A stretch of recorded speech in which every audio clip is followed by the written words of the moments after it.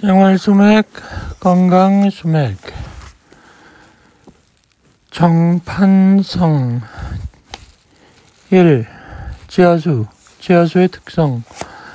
지하수, subsurface water는 지표수에 대하여 지하에 있는 물이라 생각하기 쉽지만 지하에 있는 물을 모두 지하수로 하지 않는다. 지하수는 마그마에서 유래된 천여수나 암석 중에 있는 결정수와는 구별된다. 지하수는 지하에 있는 암석의 간극을 채우고 있는 간극수다. 굳어지지 않은 암석은 굳어진 암석보다 틈새가 많고 자갈모래 점토나 이들의 혼합물 중에는 지하수가 많이 함유되어 있다. 이에 비하여 굳어진 암석에는 틈새가 적고 지하수도 많지 않다. 지하수의 수온은 기온의 영향을 받으며 위도, 고도 등에 따라 변화가 있다. 기온의 영향은 간접적이나 지온과는 직접적이다. 지하수는 수온 수질에 따른 특성, 관리의 용이성, 저렴함, 값 등의 면에서 볼 때 지표수와는 구별되는 특징을 가지고 있다. 그 때문에 상수도, 용수, 공업농수, 농업용수, 도시용수 등의 수온으로 중시된다. 그러나 이렇게 많은 물을 사용함으로써 깊은 층의 지하수가 고갈되어 문제가 된다. 첫째, 지반침하 문제이다. 둘째, 연안 지방에서 해수가 침입하는 문제이다. 셋째, 지하수면이 하강하는 것에 대한 문제이다. 넷째, 대형 관정에 의한 지하수 개발로 주위에 있는 소형 관정이나 우물물이 고갈되는 현상이다. 필자가 경험한 사례로 전남 고흥군 두원면 풍류리 상류마을의 들 가운데 대형 관정이 있는데 이 관정을 가동할 경우 마을의 우물물은 물론 소형 관정이 나오지 않아 사람들의 원성이 끊이지 않는다. 지하수는 대개 어느 정도의 깊이에 있는가? 고흥군에서 경험한 바에 의하면 지하 40m에서 물이 한 번 솟고 80m, 110m 지점에서 물이 솟았다. 영광이나 광주, 나주의 경우도 150m 정도 깊이에서 물을 얻을 수 있다. 곳곳에서 대형 관정을 뚫기 때문에 많은 물을 얻으려면 점차 깊이 파야 한다. 광주광역시 북구 매곡동 광주기계공고의 경우 전에는 물이 잘 나오던 관정이 주변의 아파트 단지에서 관정을 깊이 파자 물이 말라버렸다.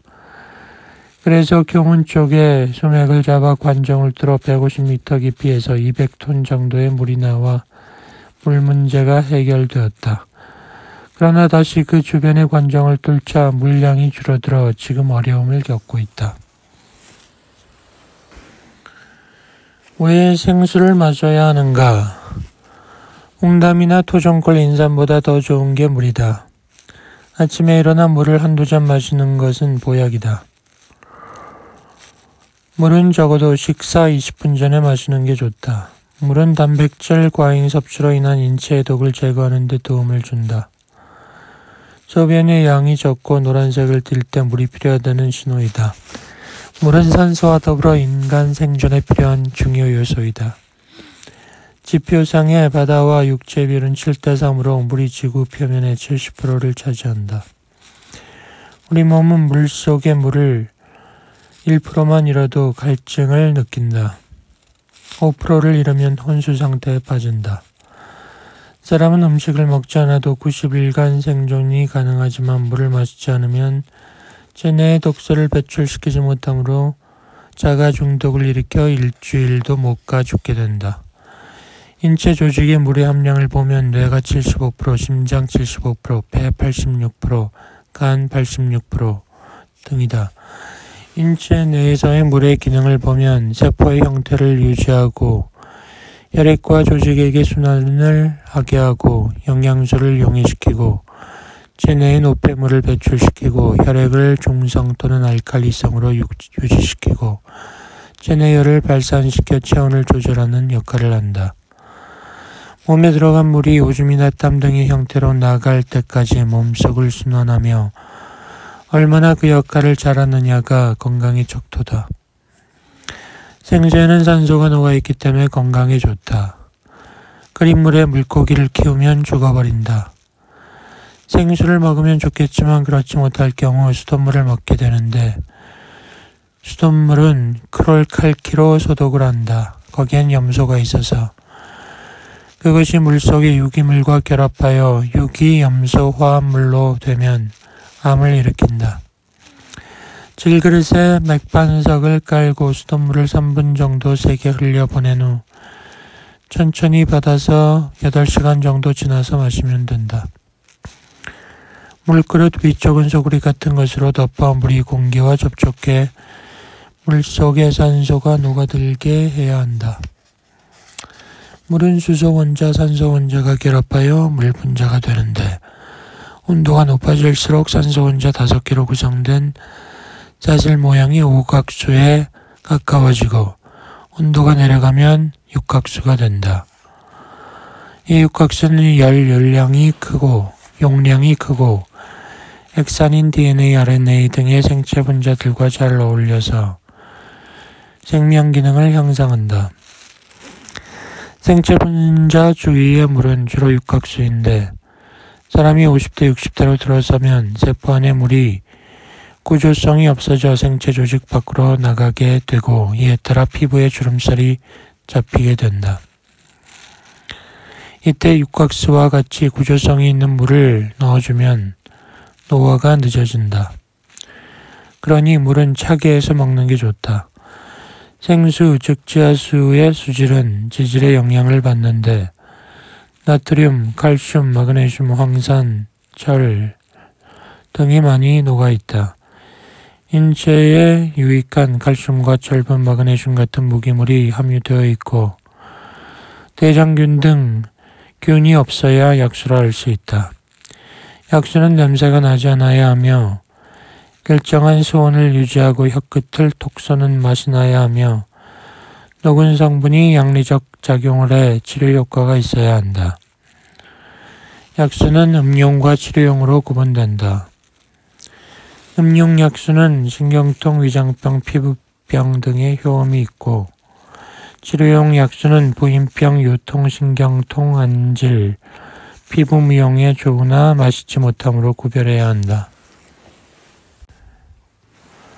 전라남도 수맥 탐사 활동 50년 만에 더위와 가뭄으로 농민들이 고통을 겪던 지난 1994년 7월 오전 고흥 군수실에서 연락이 왔다. 고흥 지방이 한 해로 고통을 받고 있으니 수맥을 탐지해 한 해 극복을 도와달라는 것이다. 나는 일이 바쁘니 학교 사정을 타진한 후 연락을 주겠다고 했다. 잠시 후에 관공서에 근무하는 친구와 후배들이 한 해로 고생하는 사람이 많으니 도와달라고 했다. 학교 일을 급히 끝내고 고흥군청에 근무하는 친구에게 전화를 걸어 고흥군청으로 갔다. 고흥군 과영 면장은 새마을 지도자 출신인데 새벽부터 밤까지 쉬지 않고 뛰고 있었다.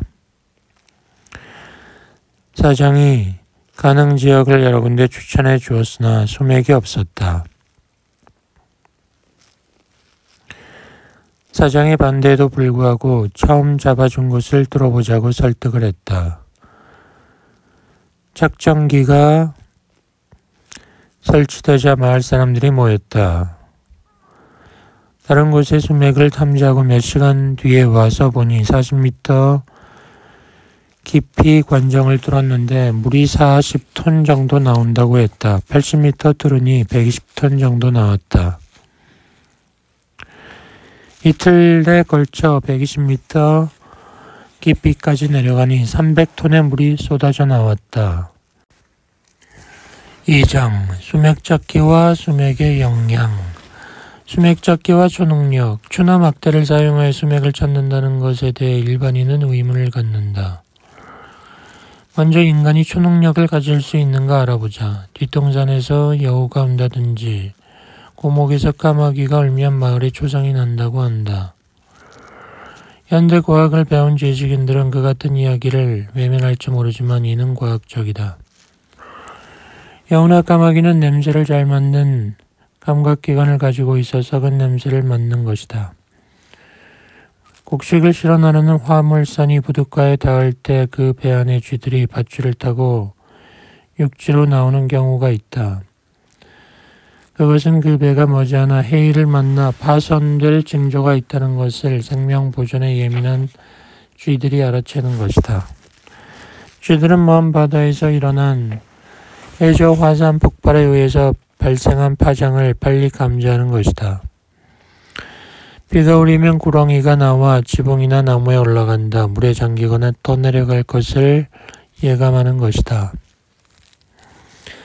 1995년 일본의 고베시에서 일어난 지진 참사 때에도 개를 비롯한 짐승은 미리 건물 밖으로 벗어났기 때문에 피해가 없었다. 사람도 이런 능력이 있었으나 지능과 과학이 발달함에 따라 감각 능력을 이용하는 일이 적어졌기 때문에 퇴화되었을 것이다. 정신과학학회가 1994년 10월 심신이론적 전체론적 세계관을 기치로 출발하여 1995년 연구소 설립과 사단법인 등록을 끝내고 활동하고 있다. 지금껏 이처럼 다양한 분야의 학자들이 같은 목표로 활동한 예가 없다. 학회는 창립 총회에서 시공간 에너지 연구, 생체 에너지 연구, 시공간과 생체의 상호작용 연구 등을 하고 있다. 또 초능력자 조기 발굴 지원, 집단 교육에 나설 방침을 세워놓고 있다. 그동안 국내의 초능력 연구는 지난 84년 200명 정도의 회원으로 출발한 대한초능력학회가 도맡아왔다. 우리나라 초능력자들이 펼치는 놀라운 것을 소개한다. 84년 경상북도 교육위원회 상황실에서는 도지사, 대학총장 등 200명이 보는 가운데 한 소년이 염력을 펼쳤다. 중학교 3학년이었던 김성한 군은 날콩 20여 개 중 6, 7개를 3분 만에 10cm 전후의 크기로 싹 틔웠다. 담임 교사는 김 군이 이날 아침 경북 영덕군 자기 집에 있던 수건과 칫솔을 공간을 초월해 가져오는 것을 보았다고 했다. 김 군은 그 후 정보기관으로부터 학비를 부담하겠다는 조건으로 업무에 협조할 것을 요청받았지만 거절했다. 지난 89년 3월 김 군은 이상명 교수와 함께 초공간 전이와 물질 창조 및 소멸에 성공했다고 발표했다. 이 교수는 어떤 물질을 좀 더 현미경으로 관찰하면 생각과 같이 파장으로 이루어졌음을 알 수 있다. 초능력자가 자신의 주파수대로 에너지를 유도하면 물질이 창조되고 거꾸로 하면 소멸이 이루어진 것이다 라고 원리를 제시한다. 대구 시내 모 종합병원에 근무하는 B씨는 라이터 불을 둘째 손가락의 초능력으로 순식간에 끈다. 국내 초능력자 중에는 구름을 가르고 바람을 부를 수 있다고 하는 사람들도 있다. 대구의 회로도사로 알려져 있는 김모 씨는 제자들 앞에서 실제 바람을 일으키고 비를 불러왔다. 대구시 남구에 있는 김병태 무유무도선사는 기감 능력자로서 사진만 갖고도 상대의 기문이 어느 정도 열렸는지 알 수 있다고 한다. 그가 유체 이탈을 경험한 것은 10세 때로 촛불을 그려놓고 벽면 수행을 한 지 5개월째였다고 한다. 정신이 육체를 빠져나가는 순간 황홀감을 느꼈다고 한다. 삼매의 경지에 이를 수 있다고 한다. 임 씨와 박도현 씨는 오로라를 투시하는 능력을 가지고 있다. 오로라는 물체에서 방사되는 기의 파장으로 건강, 감정, 심리 상태에 따라 색깔 형태가 다르다. 여중 2학년생 신모양은 손가락 투시력을 가지고 있다. 눈을 가린 채 육안이 미치는 범위까지 손가락으로 투시했다. 둘째 손가락과 셋째 손가락을 사용해 물체의 모양, 색깔, 숫자를 알아맞히고 책 위 10cm 높이에서 손가락을 움직여 글자를 읽어내렸다. 신령의 능력을 개발시킨 아버지 신재호 씨는 집중력을 높이기 위해 단전호흡과 함께 육감과 기감을 기르는 과정에서 3개월 만에 투시력이 개발됐다고 한다. 원격 진단 능력을 갖춘 이는 신양 외에 또 있다. 초능력의 세계를 찾아서라는 책을 보면 중국 초능력자와 소련 초능력자의 결투가 기술되어 있다. 중국의 한 초능력자가 중국의 극비 정보를 마인드 파워로 입수하고 있는 소련 초능력자를 정신병자로 만들었다. 중국인 초능력자는 자신이 소유한 연파로 상대방의 뇌를 교란시킨 것이다. 초능력의 원리는 무언가? 초능력자들은 연파를 높이고 뇌파를 떨어뜨리는데 요체가 있다고 한다. 연파는 두뇌 속의 송과체 부위에 있는 크리스탈룸에서 발현된다. 뇌 안에 계란 노른자 크기만큼의 크리스탈룸이 존재한다는 주장을 해부학자들은 부정하고 있다. 단지 송과체 부위가 초능력과 관련되어 있다고 한다. 대구시 남구의 앞산에 도장을 열고 있는 김병태 씨가 행한 투시력 개발 사례에서는 송과체의 역할이 분명해진다. 김 씨는 최근 실험을 통해 머리 뒤 이문열에서 아비마 인당혈 쪽으로 카본빔을 하루에 15분씩 일주일간 쪼인 결과 비실험자에게 옆방에 펼쳐진 책의 글자를 읽을 수 있는 투시력이 개발된다는 걸 밝혀냈다. 초능력을 보일 때의 연파는 보통 사람 20에서 30Hz의 100배인 2000Hz 전후라고 주장한다. 박충서 대한초능력학회 회장은 앞서의 김성한 씨가 염력을 발휘할 때 뇌파가 반대로 떨어지는 현상을 발견했다고 한다. 깨어있는 상태에서는 나타낼 수 없는 델타파 4에서 7Hz와 알파파 8에서 13Hz가 발생했다는 것이다. 또 호흡과 맥박이 느려지고 체온이 올라간다고 했다. 초능력자가 기를 키우는 방법은 호흡과 명상이 주류를 이루고 유파에 따라 무술 등 신체 동작을 중시하기도 한다. 체내에서 기가 흐르는 경로는 경락이며 그 주요 지점에 위치한 경혈은 기문이다. 이 기문은 361개로 알려져 있지만 모공호흡 단계에 이르면 세포 하나하나가 기문 역할을 한다. 초능력자들의 호흡은 복식, 퇴식, 모공호흡 순으로 발전한다. 솜털이 서는 모공호흡은 인체의 주요 기문이 다 열린 상태에서 가능하다. 초능력자가 중시하는 주요 기문은 등 뒤 척추를 따라 위치한 7개의 경혈인데 축기, 운기로 각 기문이 열릴 때마다 투시염력, 예지, 공중부양이 나타난다. 수련 도중 머리 부분에서 연파를 느끼는 이유는 길러진 기가 백회나 인당열에 집중해 유체 이탈의 경로를 찾기 때문이다.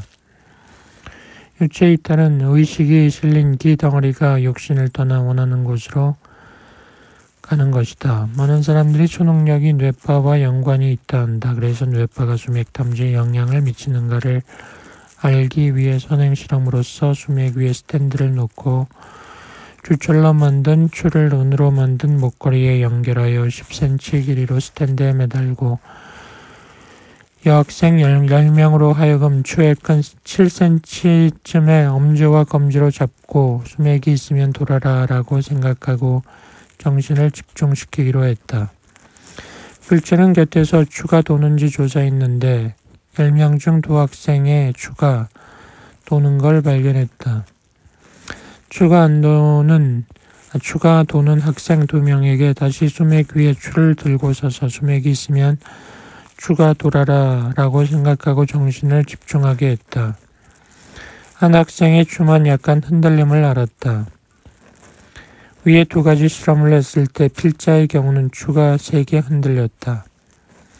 다음날 뇌파 측정기 뇌파를 사용하여 필자와 앞의 실험에 참가했던 여학생 10명의 뇌파를 3분씩 측정했다. 뇌파의 알파 2파의 출현이 필자는 80%이고 추가 약간 도는 학생은 73%인데 나머지는 50% 이하였다. 뇌의 메커니즘을 푸는 열쇠로 주목받고 있는 것이 뇌파이다. 뇌파 분석은 인간의 정신 활동과 뇌파의 관련을 밝혀주고 있다. 우리가 가장 바람직한 상태로 뇌를 유지하며 그 능력을 최대한 발휘할 때의 뇌파는 알파파다. 인간의 뇌 속에는 많은 신경세포가 활동하고 있으며 그것들은 정기적으로 변동하고 있다. 정기적 흔들림이 존재하고 있는 것이다. 그 흔들림을 파악하면 파도처럼 보인다. 이 진동을 뇌파라 한다. 뇌파란 뇌세포가 내고 있는 생체 에너지 활동의 리듬이다.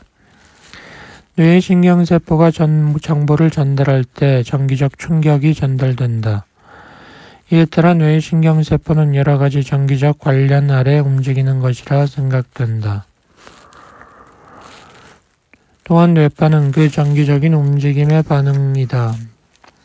정기적 진동 이외에 자기적인 진동도 있다. 이것을 뇌자도라고 한다. 뇌파가 측정되기 시작한 것은 30년 전 일이지만 뇌파의 존재 자체는 이전에 발견됐다. 독일의 한스 버거는 전기뱀장어가 전기를 발생시키고 있는 점을 미루어 인간에게도 같은 현상이 있으리라 보고 정기적인 진동을 발견했다. 뇌파를 도식화함으로써 몇 가지 진동이 있다는 것이 알려졌다. 알파파라는 말이 이미 사용되었다. 정체불명의 진동을 측정해보니 가끔 율동적 아름다운 파동이 되곤 했다. 그 외에 뇌파는 베타파라 불리고 알파파와 구별된다. 그 뒤 연구자가 늘어남에 따라 뇌파와 의식과의 관계가 해명되었다. 잠자고 있을 때 뇌파는 세타파, 숙면하고 있을 때는 델타파라 부르기로 하였다. 그 뒤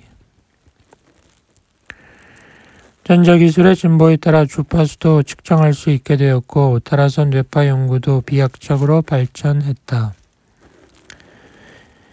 국제 뇌파 학회에서는 그 진동 주파수에 따라 알파, 베타, 세타, 델타로 규정한다.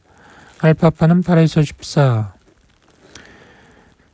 이고 그 이상의 진동수의 뇌파는 베타파다. 그리고 세타파는 4에서 8Hz, 델타파는 0.4에서 4Hz로 정했다. 현재 국제 뇌파 학회는 이 네 가지 뇌파밖에 사용하지 않고 있다.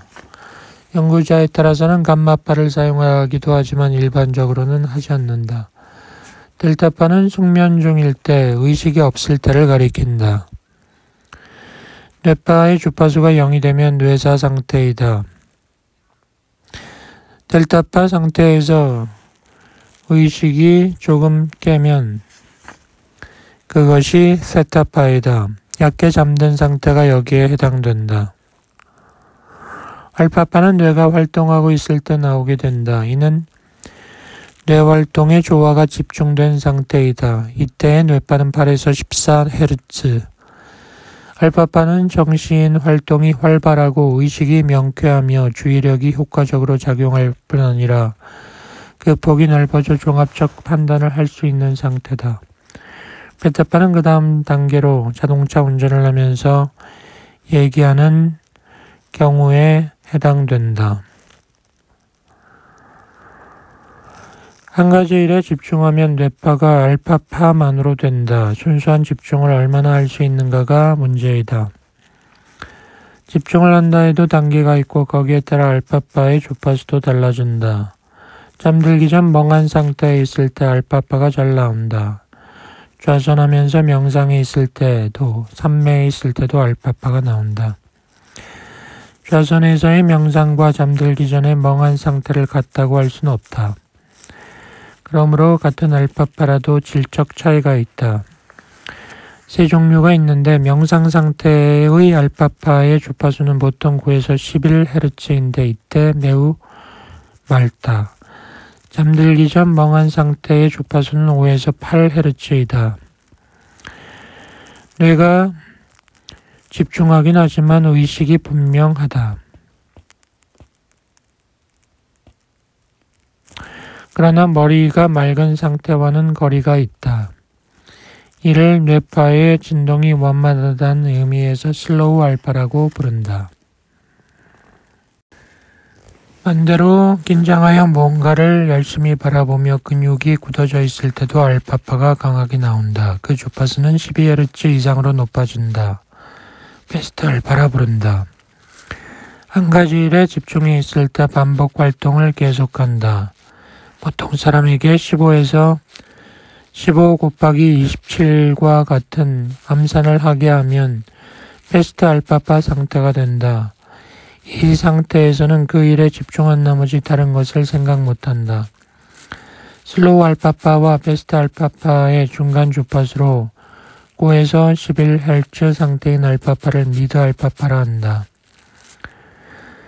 이 미드 알파파 상태가 반짝 사고라든가 기억의 회상에 위력을 발휘한다.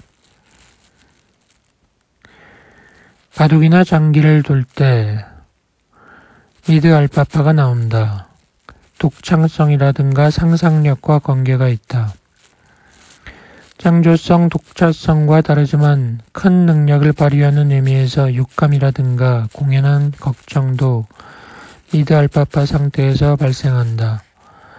우리가 필요할 때 미드 알파파를 낼 수 있다면 머리가 맑아지고 좋은 아이디어를 생각해낼 수 있다. 무언가 집중했을 때 미드 알파파가 되고 반짝 사고가 떠오르기 쉽다. 긴급 위험한 상태에서는 긴장된 집중력으로 사태에 대처해야 하므로 공연한 생각을 배제한 베스트 알파파가 불가결하다. 슬로우 알파파로부터 미드 알파파를 만드는 방법으로 밤에 잠자리에 들었을 때 내일 일은 어떻게 할까 하고 생각할 때가 있을 것이다. 이럴 때 좋은 생각이 떠오르는 경우가 있다. 뇌가 이완된 상태에 있기 때문에 문제에 대해 다시 생각하는 순간 미드 알파파가 되어 아이디어가 떠오르는 것이다. 미국의 프레트 버거는 노벨상을 수상한 화학자를 대상으로 한 조사 보고를 냈다. 87%의 화학자가 연구실에서 진지하게 생각할 때가 아니라 놀고 있을 때 좋은 아이디어가 떠올랐다고 한다. 반대로 베스트 알파파로부터 미드 알파파로 가는 방법이 있다. 말하는 자세를 가다듬는 것이다. 절대절명의 궁지에 빠져 심신이 극도의 긴장 상태에 이르면 베스트 알파파가 된다. 이런 상태로는 길이 열리지 않는다. 그러나 체념의 상태가 되면 긴장이 풀리며 미드 알파파가 되어 반짝 떠오른다.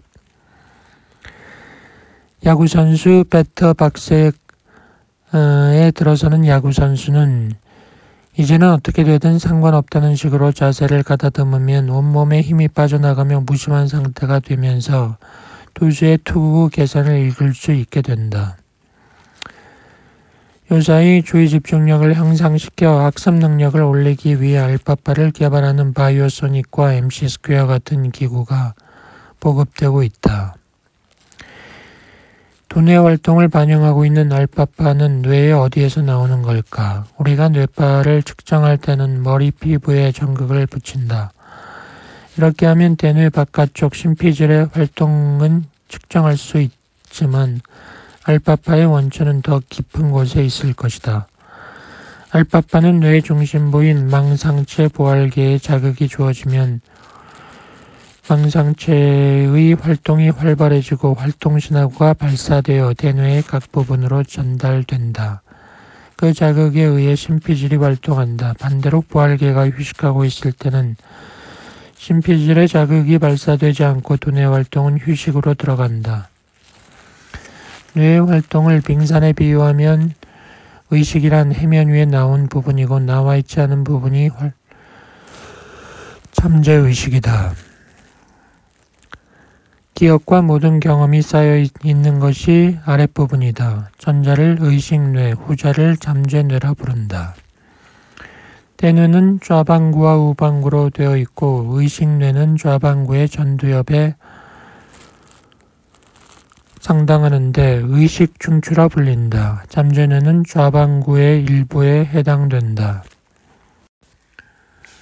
의식중추에 신호가 전달되지 않는 한 우리는 의식하지 못하지만 무의식적 활동은 계속된다. 통상적으로 양자 사이에 뚜껑이 있어 정보 교환이 이루어지지 않게 되어 있다. 그러나 필요에 따라서 상기하려고 하면 언제든 해면 아랫부분에서 정보를 끌어내 의식화할 수 있다.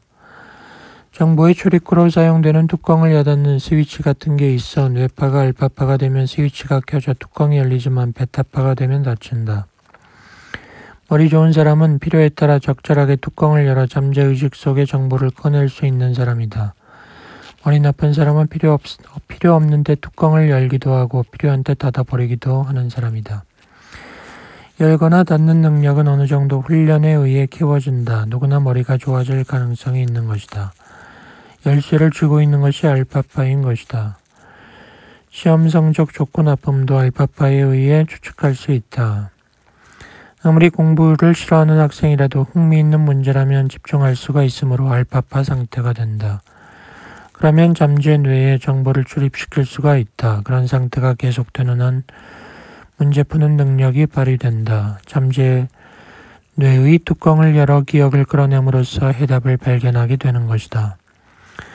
문제를 풀 수 없는 경우에는 나는 할 수 없다고 체념해 버리거나 이내 다른 문제를 생각하기 때문에 집중이 불가능하게 되어 뚜껑이 열리지 않는 것이다. 누구든 알파파를 낼 수 있다. 다만 그 내는 방법과 시간이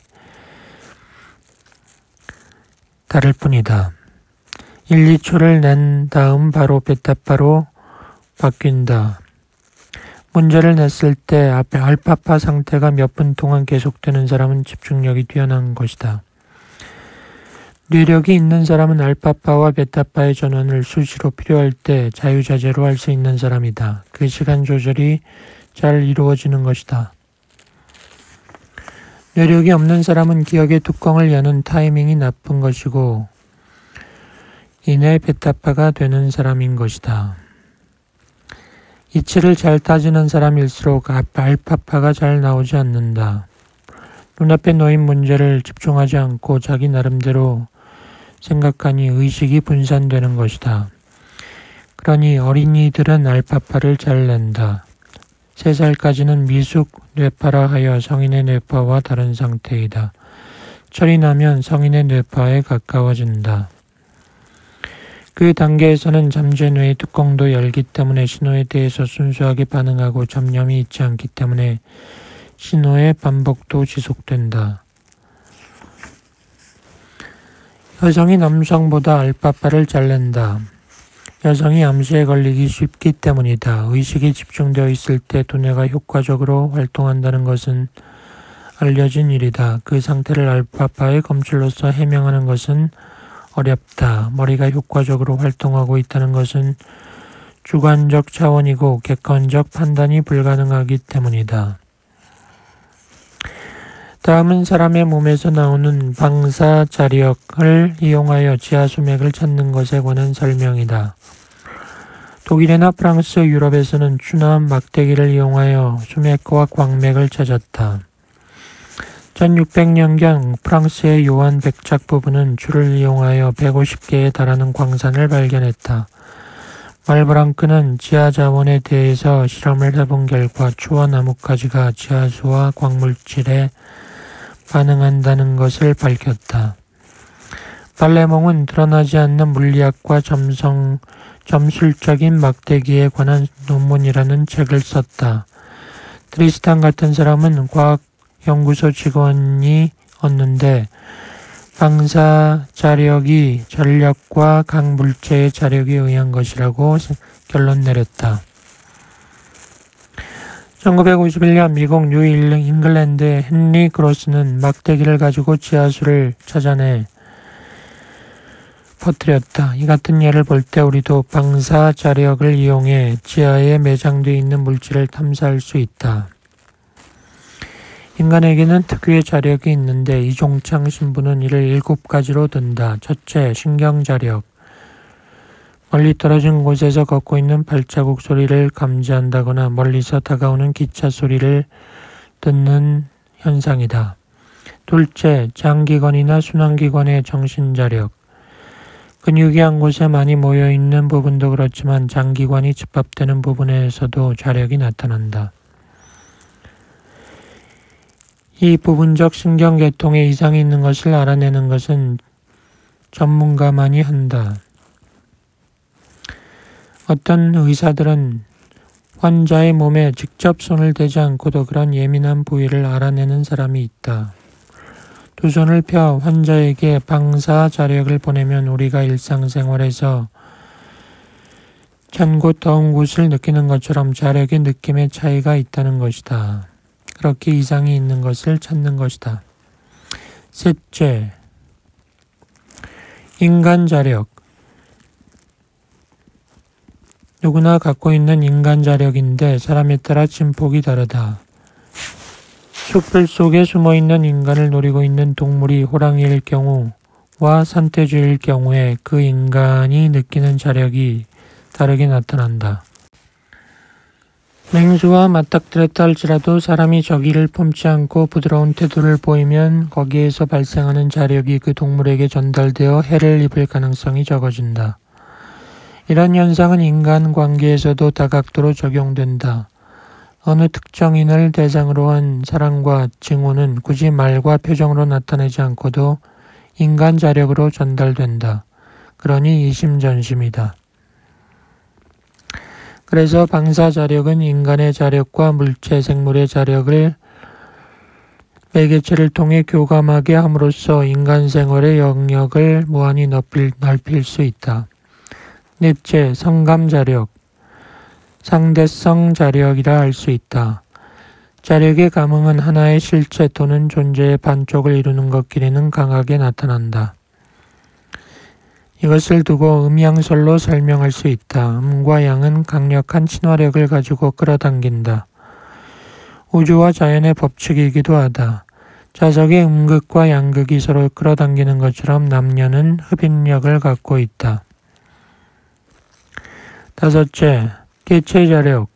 개체에 대한 증거물을 찾을 때 편리하게 사용될 수 있을 정도로 개개인은 그만이 가지는 특수 자력을 갖는다. 여섯째, 뇌파 정신자력. 어떤 특정 대상에 대하여 집중적 골몰이 생각하는 경우 그 물질과 뇌파가 연결된다. 일곱째, 생명자력. 모든 생물에 다 있다. 식물이 자랐는데 큰 바위 같은 장애물이 방해하면 그곳으로 가지를 뻗지 않는 것이다. 수맥을 찾기까지. 풍수는 우리 민족의식 속의 신앙처럼 박혀있기 때문에 반신반의하고 믿을 뿐이며 이런 것을 불합리하게 보는 자도 있다. 그러나 그렇지 않다고 하는 과학적 증거도 없으니 무조건 반대하는 사람도 문제가 있다. 묘를 파보면 300년, 400년이 되어도 뼈가 그대로 있는가 하면 몇 년 안 되었는데도 썩어버리거나 부패되지 않은 채 그대로 물속에 있는 것도 있다. 토양의 조건에 따라 시체의 영향이 다른 것이다.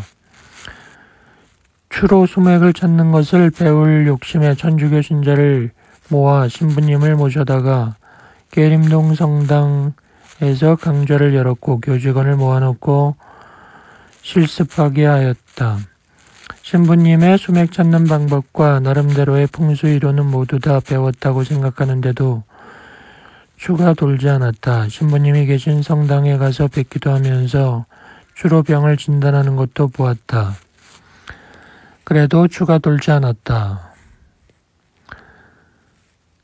신부님은 수맥이 있으면 추가 돌아라 하고 생각만 하면 돈다고만 말씀하셨고 병을 진단할 때도 병이 있으면 돌아라 하면 돈다고 하셨다. 추 하나만 있으면 다 가능하다 하셨다.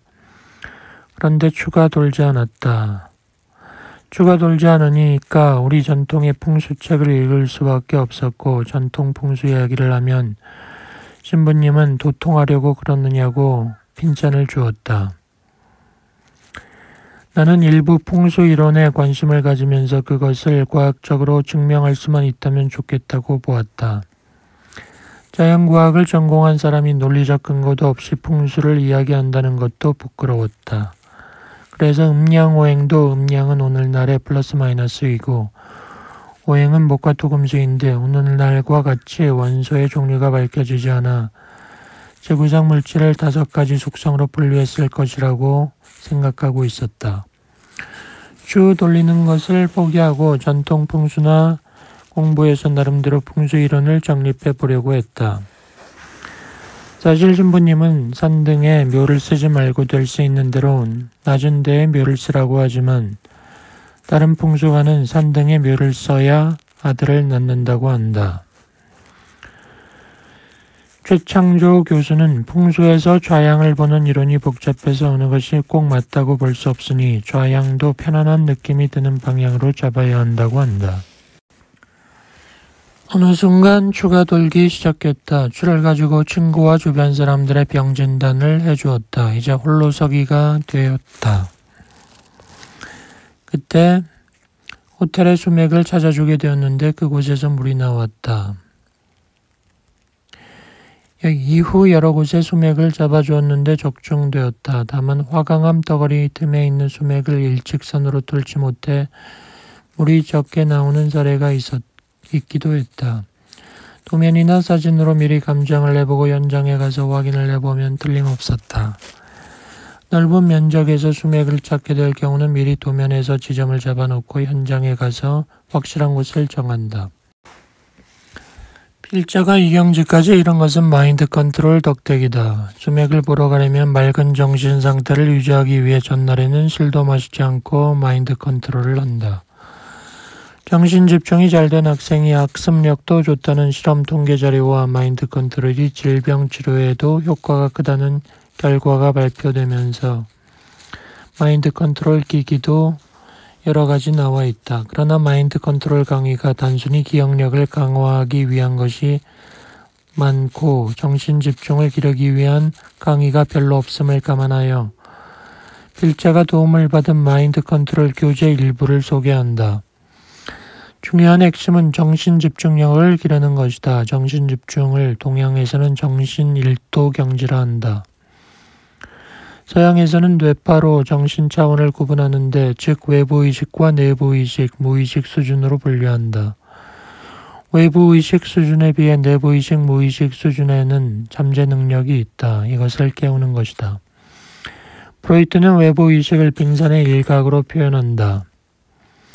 독일의 정신의학자 한스 베르거는 1929년 인간의 뇌는 의식 수준에 따라 4차원으로 구분한다고 하였다.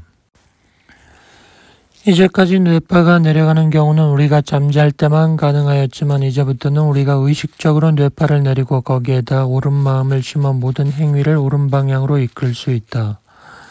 보통 인간이 지니고 있는 뇌신경세포 수는 약 140억 개라 하며 보통의 경우 사용되는 뇌신경세포 수는 3% 내외이다.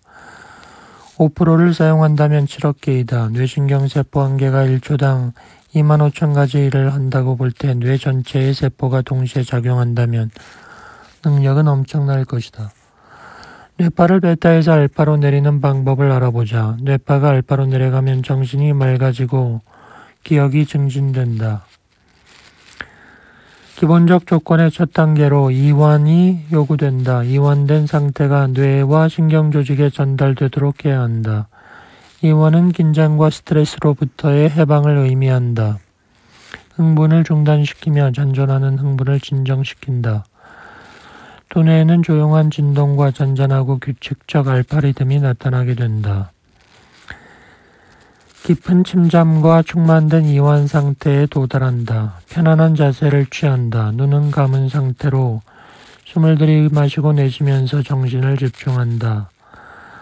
10도 각도로 시선을 10m 전방에 두고 거기에 종이나 칠판이 있다고 생각하고 마음속으로 3자를 쓰고 응시한다. 정신적으로 3을 그리면서 333 하고 3번 반복한다. 그리고 다시 숨을 깊이 들이마시고 내쉬면서 2자를 그리고 응시한다. 2, 그 다음 방법으로 111 한다. 그러면 우리는 기본적 단계에 들어간다. 이것이 원하는 목적에 사용할 수 있는 이완 방법의 단계이다. 자의적으로 조절된 이완 상태는 마인드 컨트롤 수면의 기본적 조건이 된다. 점차적으로 수준 1에 도달하는 방법을 배우며 이완 조절에 숙달된다. 지속적 깊은 의식 상태를 만들기 위해서는 정신적으로 100을 그리고 다음에는 100을 지우고 99, 1까지 세워나가면 된다. 이렇게 역산을 하게 되면 의식 수준을 깊게 하게 된다. 수일간 연습으로 이완 수련은 신경 조직에 평온한 효과를 가져오며 신체의 모든 조직이 평온 상태에 놓인다. 이러한 집중 훈련은 잠들기 전에 하는 게 좋으며 하루에 3번 할 경우 아침에 잠이 깬 직후 그리고 점심 식사 후 잠들기 직전에 하면 좋다. 한 번 하는데 시간은 15분 이상이어야 하고 시간이 길수록 좋다. 이 훈련을 하면 정신병은 물론 다른 질병도 호전될 수 있다. 그러나 이런 상태가 너무 오래 계속되어서는 안 되기 때문에 다시 외부 의식 수준으로 복귀해야 한다. 나는 1에서 5까지 세는 동안 눈을 뜨게 되고 기분이 좋고 상쾌할 것이라고 생각하면서 하나, 둘, 셋, 넷, 다섯을 마음속으로 센 후 눈을 뜬다. 다른 방법으로 잠들기 수련이다. 이 수련은 수면제를 사용하지 않고도 자기가 원하는 시간에 수면에 들게 하는 방법이다. 3에서 1의 방법으로 1의 수준에 몰입하여 이 방법을 사용한다. 칠판을 정신적으로 떠올리고 한 손에 분필을 다른 손에는 지우개를 잡고 그 칠판에 거대한 원을 그리고 그 원 속에 X표를 만든다. 그리고 원이 지워지지 않도록 주의하면서 원 중앙으로부터 X표를 천천히 지운다. 그 다음에 바깥 오른쪽에 더 깊이라는 말을 쓴다. 그 다음에 원 속에 100이란 숫자를 쓴다. 같은 방법으로 원이 지워지지 않게 주의하면서 100이란 숫자를 지우고 원 바깥 오른쪽에 더 깊이라는 말을 쓴다. 그 다음 원 속에 99란 숫자를 쓰고 원 바깥 오른쪽에 더 깊이라는 말을 반복 사용한다. 더 깊이라는 말을 사용할 때마다 정상적이고 자연적인 깊은 잠으로 빠져가게 된다. 이렇게 98, 97, 96, 95 잠들 때까지 계속하는 동안 스스로 잠속으로 빠져들게 된다. 다음은 더 깊은 단계로 꿈 조절법이다. 이것은 3단계로 꿈을 기억하는 것을 목적으로 하는 수련 방법이다. 꿈 조절 1단계는 하나의 꿈을 기억하기 위한 수련으로 먼저 3에서 1의 방법으로 1의 수준에 몰입하여 머릿속으로 나는 꿈 하나를 기억하고 싶으며 꿈 하나를 기억하게 될 것이다 라고 되뇌인 후 그대로 잠들면 된다. 그러면 아침에 꿈을 기억하게 된다. 꿈의 내용을 적을 수 있도록 연필과 종이를 준비한다. 꿈관리 1단계에 만족하면 다시 2단계로 간다. 여러 가지 꿈을 기억하기 위한 수련으로 먼저 3에서 1의 순서로 몰입하고 마음으로 나는 여러 가지 꿈들을 기억하고 싶으며 여러 가지 꿈들을 기억하게 될 것이다라고 되뇌인다. 3단계는 어떤 문제점 해결에 도움을 줄 수 있는 꿈을 꾸기 위한 것이다. 1의 수준에 몰입하고 내가 마음속에 간직하고 있는 문제를 해결할 수 있는 정보를 지닌 꿈을 꾸고 싶다라고 자기 암시를 하고 잠을 잔다. 그리고 일어나면 그러한 꿈을 꾸게 될 것이다. 이 정도 단계에 이르면 추가 돌기 시작할 것이다. 그러면 다른 것을 가지고 많은 연습을 해야 한다. 다른 사람으로 하여금 손 안에 100원 또는 500원짜리 동전을 쥐게 한 다음 100원짜리면 흔들려라 하고 마음속으로 되뇌인다. 이렇게 해서 맞히는가 못 맞히는가를 알아본다. 확률이 연습하면 높아진다. 확률이 높아지면 컵에 물을 담아놓고 그 위에 추를 들고 흔들려라 했을 때 추가 흔들리는가를 본다. 안 흔들리면 흔들릴 때까지 매일 연습을 한다. 어느 정도 되면 이제 방에서 온돌방에 물 순환 파이프를 찾는 연습을 한다. 온돌 파이프가 어디로 놓여 있는가 하고 추를 들고 이리저리 다니면 파이프가 있는 데서 추가 돈다. 이러한 연습이 끝나면 수맥을 탐지해보고 관정을 뚫게 해서 정확도를 높이도록 한다.